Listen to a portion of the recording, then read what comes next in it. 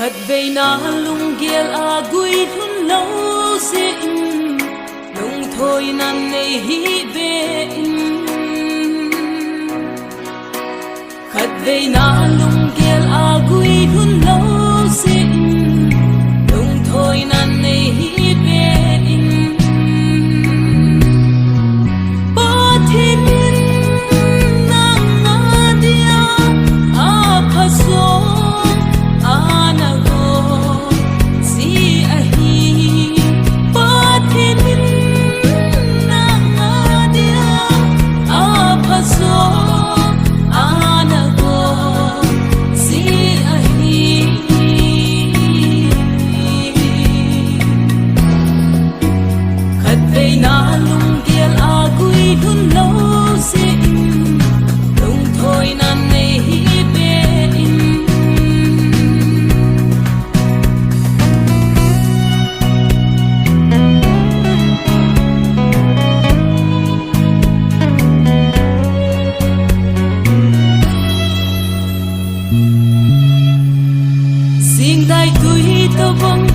hin ko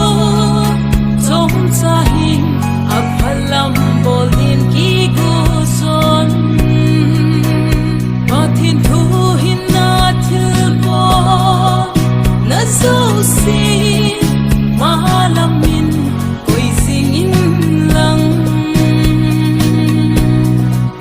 chu ti ne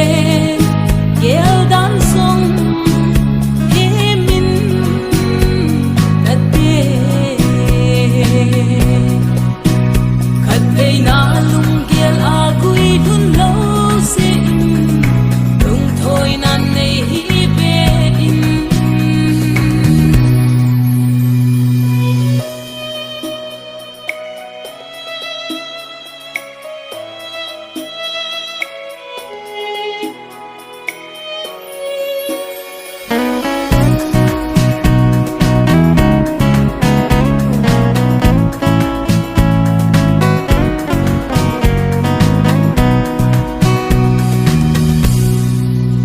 se thil ho